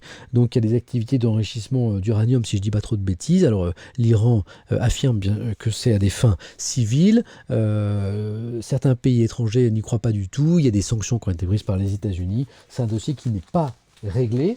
Et donc, toujours, d'où ce numéro 3, le nucléaire iranien toujours central. 4, il est au numéro 4. Israël continuera à normaliser ses relations. Là, on parle de ses relations notamment avec les pays musulmans. Il y a eu des initiatives récemment. Voilà. Alors, tout n'est pas rose là-dedans, parce que pour les Palestiniens, ça ne change pas grand-chose. Au contraire, les Palestiniens, eux, ont peur de se retrouver isolés dans cette normalisation qui est en train de se dérouler entre Israël et certains pays arabes, des pays arabes avec lesquels Israël a pu être en guerre dans le passé. Donc c'est une bonne nouvelle pour la paix, pour la stabilisation du globe, mais les Palestiniens ont un peu l'impression d'être les dindons de la farce et d'être isolés, alors que leurs alliés, les pays arabes, normalisent leurs relations avec Israël. 5. Il est où le 5 ? Vous le voyez ? Ah, il est là. Auf Wiedersehen, Angela. Ah, elle s'en va. Dernier tour de piste en 2021. Elle va s'en aller, Angela Merkel. C'est vrai qu'elle l'a annoncé. Après 16 ans de règne, je crois qu'il n'y a pas beaucoup de dirigeants occidentaux qui sont restés autant au pouvoir. 6. Le 6, une Chine qui reste conquérante malgré une image détériorée. C'est même le premier pays à sortir de la crise sanitaire. Aujourd'hui, Pékin affirme à tort ou à raison que la crise du Covid-19 est derrière eux et repartent à l'assaut des marchés sur un plan économique et également sur le plan diplomatique. Donc un pays plus conquérant que jamais, ce qui pose d'énormes problèmes, d'énormes tensions avec d'autres puissances comme les États-Unis, comme l'Union européenne notamment. 7. Inde, le pari du rapprochement avec les États-Unis. 8. Les surprises du boutefeu turc. Donc là, ce sont les interrogations sur le président turc Recep Tayyip Erdogan. Et lui aussi, il a une diplomatie, vous le savez peut-être, extrêmement agressive, notamment avec ses voisins. 9. Science, une grande bouffée d'espace. On repart à la conquête de l'espace. Il y a eu déjà des choses intéressantes en cette fin d'année 2020. Et puis 10, climat, tenir le cap en deçà des 2 degrés de réchauffement. 10 événements qui, d'ores et déjà, je pense qu'il est plutôt bien fait ce dossier, vont marquer l'année 2021. Vous l'aurez entendu d'abord dans la matinée Étienne. Sauf si vous avez lu les Échos ce matin. Les Échos... Et il y avait un autre petit article sur la campagne de vaccination, mais je trouve qu'on en a assez parlé ce matin. On va prendre un petit peu de temps pour lire l'Humanité. Là, on va pas passer vite. Quelle heure il est ? 11h, il nous reste 15 minutes, c'est cool, ça va. Regardez cette belle une, voilà, je la trouve réussie. Julian Assange, Wanted, c'est la une de l'UMA. Qui est Julian Assange ? Vous le savez, peut-être, voire sans doute, c'est le fondateur de Wikileaks. Wikileaks, on ne va pas rappeler toute l'histoire de Wikileaks, mais qui a notamment révélé énormément de choses sur certains conflits armés menés par les États-Unis, et pas des belles choses. Pourquoi la une de l'UMA consacrée à Julian Assange ce matin ? Parce que on attend aujourd'hui une décision de justice extrêmement importante de la justice britannique quant à une éventuelle extradition de Julian Assange vers les États-Unis. Les États-Unis réclament depuis des années l'extradition de Julian Assange pour le juger et a priori le condamner, le mettre en prison parce qu'ils n'ont pas du tout apprécié ce qu'il a fait en tant que donneur d'alerte. Évidemment, c'est pas la théorie officielle des États-Unis, parce que c'est pas comme ça qu'ils veulent le présenter, mais je pense que je ne me trompe pas trop en le disant. Donc plusieurs pages consacrées par l'UMA à cette actualité et un édito dont je vais vous lire une partie parce qu'il est bien écrit, intéressant. Je trouve qu'il résume bien la situation, même s'il y a là aussi un engagement. C'est un édito engagé qui soutient très clairement, qui prend le parti de Julian Assange. Mais d'abord, puisqu'il est 11h01, c'est l'heure du... C'est l'heure de quoi ? 11h01, à votre avis. Vous avez une idée ou pas ? C'est l'heure du... Bravo dans le chat.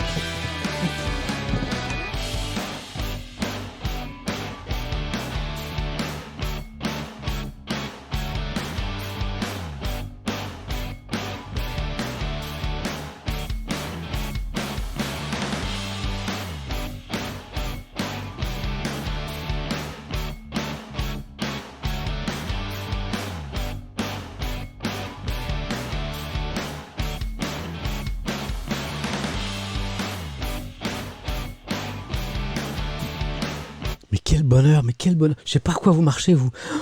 Ah, c'est tellement mon carburant. Café au lait avec du sucre. Liberté, c'est le titre de l'édito de Jean-Emmanuel Ducoing. Jean-Emmanuel Ducoing. C'est ça. Face au monde, la justice britannique rendra publique aujourd'hui une décision qui va marquer l'histoire.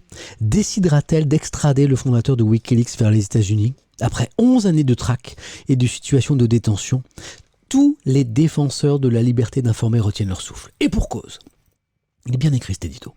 La décision pourra en effet sceller le sort d'un homme qui a rendu possible la divulgation d'informations d'intérêt général les plus massives de notre siècle. L'humanité nous résume un petit peu l'histoire. Chacun a bien compris l'enjeu.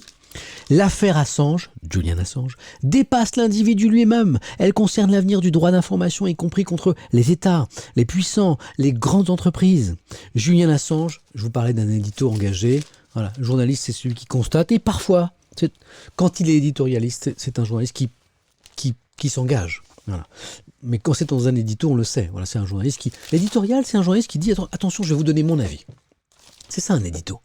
C'est l'avis d'un journaliste. C'est juste son avis. Vous en faites ce que vous voulez après. Voilà. Mais ce sont des éléments de réflexion. Et donc, le journaliste termine son papier en disant « Julian Assange doit être libéré. Il en va de nos libertés d'agir pour le bien commun, comme de l'indispensable protection, protection des lanceurs d'alerte au XXIe siècle. » Voilà, édito assez bien troussé. Et puis, c'est pas terminé. 2 pleines pages, là. Hop, pages 4 et 5. Sur l'affaire. Pour ceux, et j'en fais partie, qui avaient besoin d'un petit rafraîchissement sur cette affaire, j'ai trouvé que l'UMA résumait bien la polémique. Donc, l'UMA qui rappelle que le fondateur de Wikileaks est persécuté depuis 10 ans pour avoir révélé des pratiques accablantes des services secrets de l'oncle Sam, donc des États-Unis. Le journaliste et lanceur d'alerte australien, parce qu'il est australien, risque 175 ans de prison s'il était traduit en justice outre-Atlantique. Les autorités états-uniennes n'ont pas digéré ces révélations sur l'Irak, sur l'Afghanistan, nombre de dossiers qu'elles considèrent comme la chasse gardée des services secrets. L'affaire est l'illustration des efforts déployés par Washington, selon l'UMA, mais aussi par Londres et de nombreuses capitales européennes, comme Paris, pour réprimer les journalistes et lanceurs d'alerte coupables de diffuser des informations dites sensibles sur les États et sur les multinationales, les empêcheurs de tourner en rond, diraient certains. Julian Assange, qui fut arrêté par la police britannique en avril 2019, après avoir dû quitter l'ambassade d'Équateur à Londres, où il était réfugié depuis 2012. De 2012 à 2019, il est réfugié entre 4 murs, dans une ambassade, à l'ambassade d'Équateur à Londres. Il n'a pas quitté ce bâtiment. Et puis il a fini par être arrêté. Voilà, placé à l'isolement depuis, donc 2019, ça fait plus de 2 ans, avril 2000, non, un petit peu moins de 2 ans, dans les quartiers de haute sécurité de la prison de Belmarsh.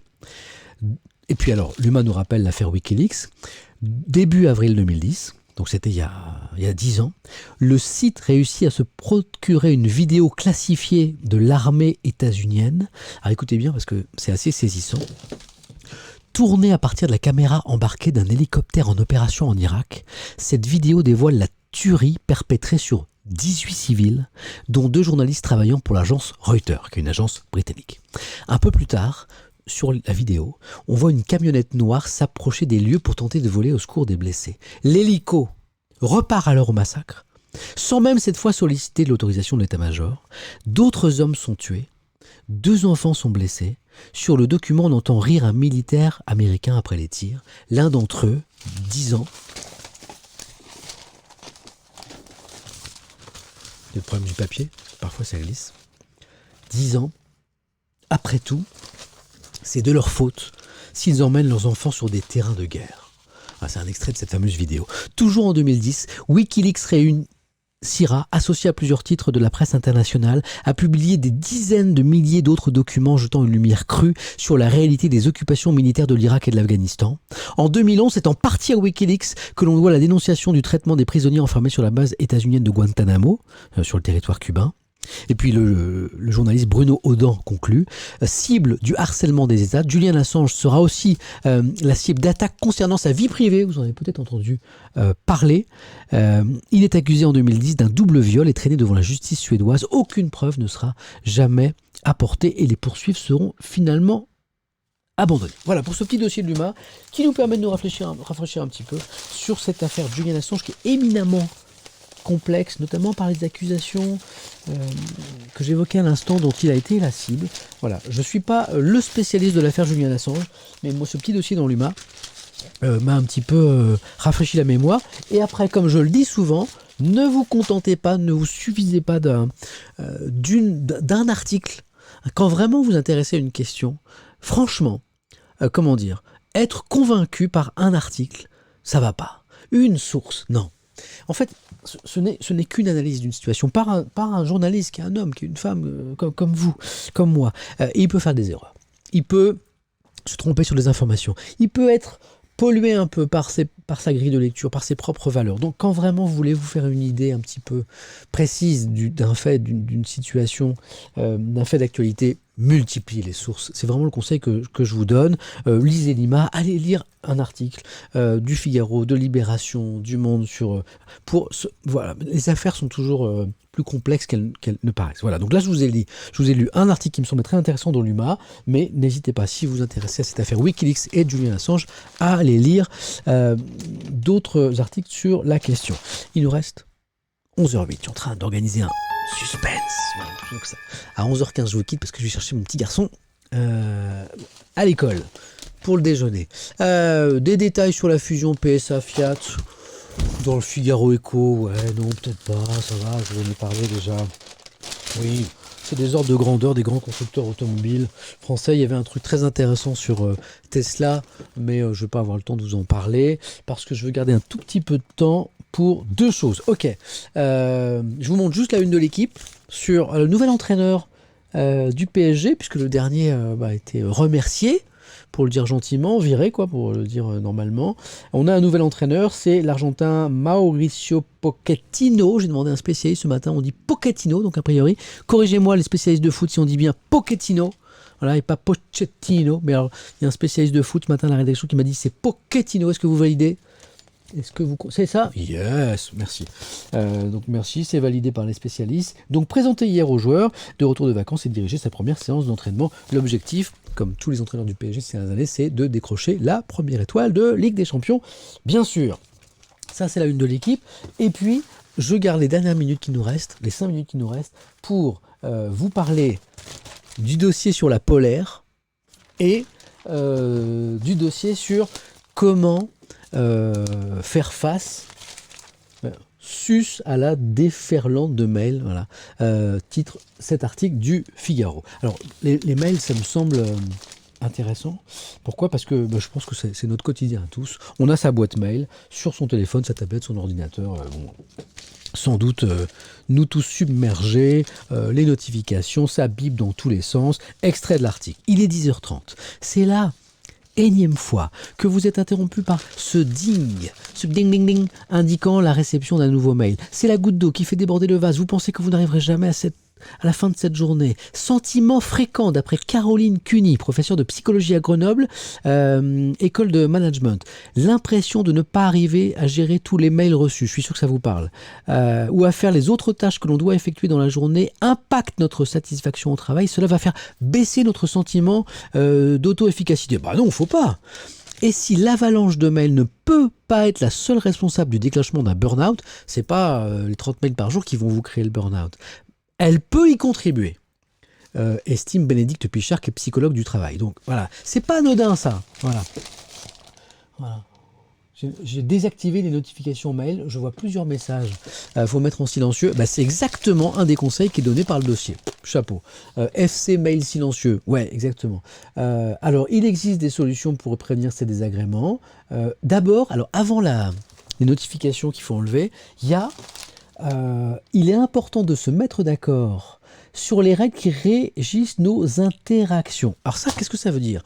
J'avais jamais lu ça, c'est intéressant. C'est-à-dire que les gens avec qui vous échangez des mails dans le cadre professionnel, on ne parle pas des spams, des pubs pour les trucs, bref, mais les mails professionnels, il faut échanger idéalement en amont sur le rapport au mail. Quand tu m'envoies un mail, est-ce que c'est vraiment un mail urgent ? Est-ce que c'est un mail d'information ? Est-ce que c'est une info que tu me donnes et que je la mets dans un coin de ma tête et puis je t'y réponds en 2 jours ? Ou est-ce que c'est maintenant, quoi ? Est-ce que c'est un truc, tu veux une réponse maintenant ? Donc en fait, il faut se mettre d'accord déjà au sein d'une structure donnée, au sein d'une entreprise. Donc, ça veut dire quoi ton mail ? Est-ce que c'est un truc urgent à faire ou est-ce que c'est quelque chose qu'on peut qu'on peut reporter à plus loin ? Et puis le conseil que vous avez déjà dans le chat, parce que je l'ai vu, vous êtes des champions. S'il est primordial de verbaliser ses attentes envers ses interlocuteurs, il pourrait également être bénéfique de s'imposer certaines règles pour éviter le surmenage. Couper les notifications automatiques, certains avaient déjà le type, parce qu'il faut garder des plages de concentration où on n'est pas interrompu. C'est la psychologue qui... C'est ça, ouais. C'est Caroline Cuny qui donne ce conseil, qui est la professeure de psychologie, c'est ça. Il faut garder des plages de concentration où on n'est pas interrompu. Lorsqu'on reçoit un mail, notre attention se désengage, puis se réengage. Cela nous fait perdre du temps et faire parfois des erreurs, car lorsqu'on change d'activité, le cerveau ne mémorise pas bien les dernières informations sur lesquelles on était en train de travailler. Bon, ça semble évident, mais c'est bien de le dire. Le mail, si vous faites un truc, si vous êtes sur une tâche, vous recevez un mail, vous le lisez, hop, votre cerveau, il se dit, hop, le temps qu'il revienne, perte d'efficacité. De temps en temps, vous avez un truc important à faire. Vous avez un truc important à faire, genre, vous avez la matinée Étienne à regarder, voilà, ça c'est important, vous coupez les mails. Pour être vraiment à fond avec moi. Excellent exemple. Voilà. Et la même spécialiste va plus loin et nous invite à essayer de ne pas regarder nos mails tous les jours. Bon. Le week-end, par exemple. Voilà. Mais bon, il faut que ce soit possible, ça. Je ne sais pas si votre patron va être super content quand vous allez lui annoncer. Tu sais, Patrick, votre patron s'appelle Patrick. Dans la matinée, Étienne, ce matin, j'ai entendu un truc assez intéressant. Il parlait d'un article du Figaro. Il nous conseille parfois, pendant plusieurs jours, de ne pas regarder ses mails. Donc, tu ne m'en voudras pas de ne pas réagir à ton dernier mémo là, que tu m'as envoyé tout à l'heure, mais parce que je vais peut-être appliquer ce conseil. Donc voilà. 11h14, pas 11h14, ça va pas du tout. Je voulais absolument vous montrer très rapidement. Dans le Figaro, c'est un journal qui est très très bien parce qu'il y a plein de choses très très différentes. On a notamment les pages Le Figaro et vous, c'est de la culture, c'est de la conso, c'est de la société. Et là, on a un dossier un petit peu étonnant, un petit peu rigolo, qui m'a surpris sur ça. Pourquoi tout le monde porte une polaire? Le Figaro nous explique que ce truc qui est apparu d'abord dans les magasins de sport là, il y a quelques années, c'était moche, ça avait des couleurs criardes, personne en voulait, sauf les sportifs, les mecs qui faisaient de la montagne, tout ça, les bûcherons. C'était regardé un petit peu genre de façon méfiante. Tout le monde en porte aujourd'hui. Tout le monde porte des polaires. Je me suis dit, tiens, c'est pas un petit peu... C'est pas un petit peu exagéré, ça? Pourquoi tout le monde porte une polaire aujourd'hui? Vous savez quoi? On va finir par un sondage. Je vais vous poser la question. Est-ce que vous portez une polaire? Est-ce qu'on va valider ce titre du Figaro? Pourquoi tout le monde porte une polaire? Juste avant, je voudrais vous montrer cette photo surréaliste. Attendez, je vais vous donner le contexte. C'est un extrait du catalogue de Patagonia, qui est une marque en printemps 95, quoi. La marque américaine qui a contribué à rendre la polaire branchée en France. Je veux que vous regardiez cette photo. Qu'est-ce qui se passe? Vous avez des parents, un peu genre aventuriers, varap, escalade. Ils sont au-dessus, genre d'un trou, sinon d'un précipice, et ils se balancent le gamin, le bébé, au-dessus. C'est quoi cette photo? C'est une photo, c'est une pub pour une polaire. Mais sérieux quoi? Mais les gars là, c'est vide là. Et regardez la position des parents. On n'a pas l'impression du tout que c'est un montage. On n'a pas l'impression que c'est un montage. Regardez là, comment la maman est crispée. Ils sont tous les deux sur le point de glisser. C'est n'importe quoi. Ils se sont balancés. C'est un bébé au-dessus du trou. Vous voyez, c'est pas un montage. J'ai l'impression que c'est pas un montage. Vous pensez que c'est un montage? Je sais pas. Bon. Et même si c'est un montage, franchement, c'est pas une bonne idée. Je sais, il est 11h15. C'est pas grave, on va finir en beauté avec un sondage sur la polaire. Le Figaro nous dit tout le monde porte une polaire. Moi je dis, vérifions. Soyons cartésiens. Vérifions avec la super communauté de la matinée Étienne. Vous êtes juste surréalistes, vous êtes tellement nombreux. Nouveau sondage. Ça va être très simple. Je ne vais pas me mettre en retard pour l'école. Portez-vous une polaire? Ça veut dire régulièrement, quoi. Est-ce que vous en avez une à la maison et que vous portez? D'accord. D'après le Figaro, oui. Donc, première, c'est oui. D'après le Figaro, c'est 100%. Hein. Donc, si c'est pas 100%, c'est que le Figaro s'est trompé. Portez-vous une polaire? 1, oui. 2, non. Super question. Super simple. C'est parti. Commencez un sondage. Hop, un petit F5, éventuellement, pour rafraîchir dans le chat. Et on va finir là-dessus. Voilà. Alors, on va voir. On va voir ce que ça donne. Tout le monde porte une polaire selon le Figaro. Moi, je suis un peu dubitatif. C'est parti. Eh ben non. Voilà. Et CQFD, ce qu'il fallait démontrer. Vous êtes déjà 2600 votants. Donc là, le Figaro, il pourrait me dire, dis donc Samuel, tu as remis un petit peu en cause notre titre sur tout le monde porte une polaire. Tu as demandé à tes 2-3 amis, vous êtes 2500 plus 700, vous êtes 3200, ça s'envole, vous allez être 5000 dans quelques secondes, à vous être prononcé. Vous êtes des personnes très sympathiques, voilà, éclairées. Si vous vous intéressez à l'actualité, c'est parce que vous êtes éclairés, vous êtes curieux, et vous me dites à 77% que vous ne portez pas de polaire. Qu'est-ce que c'est que ce titre? Pourquoi tout le monde porte une polaire? 70% vous ne portez pas de polaire. 24% vous portez une polaire. Vous avez le droit de porter une polaire. J'ai rien contre la polaire. Mais je pense que ce titre est un petit peu exagéré. Je voulais finir avec ça. Vous êtes super. Je vais arrêter le sondage. On va voir les résultats définitifs. Voilà, vous êtes en quelques secondes, 3000, vous êtes 4000 à avoir voté. Donc 76%, vous portez pas de polaire. Et 24%, et vous faites ce que vous voulez, vous portez une polaire. Voilà. Merci les amis. C'est l'heure, 11h18, j'ai débordé de 3 minutes, mais la famille, c'est sacré. Hein. L'actualité, c'est bien. Évidemment, pour moi, c'est ma passion et je suis heureux de la partager avec vous, notamment la lecture des journaux dans la matinée Étienne. Mais il y a des choses encore plus importantes et la famille et les enfants, c'est encore plus important. Je vous souhaite une super belle journée, un beau lundi, une belle semaine puisque c'est le début de la semaine. Vous pouvez reprendre une vie normale maintenant. Je vous souhaite une bonne année aussi parce qu'on a le droit là, 4 janvier 2021, une bonne année lumineuse, douce. Et puis je vous donne rendez-vous demain. Demain, je ne sais pas encore si je vais pouvoir streamer.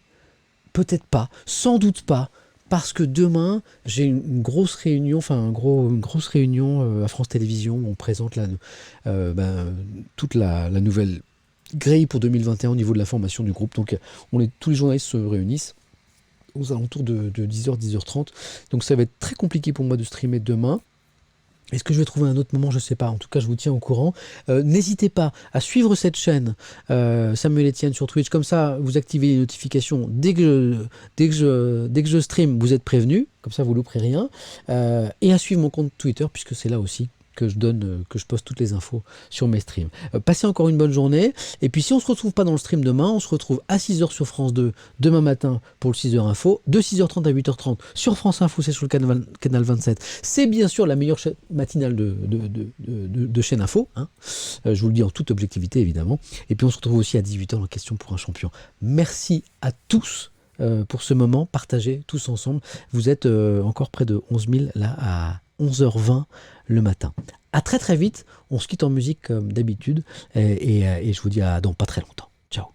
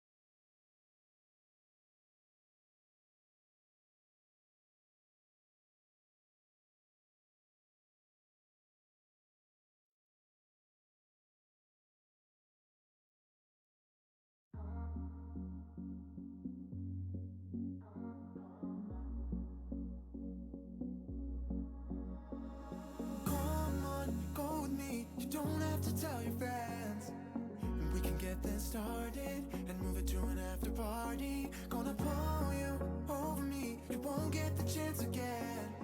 But if we get this started, it doesn't have to end.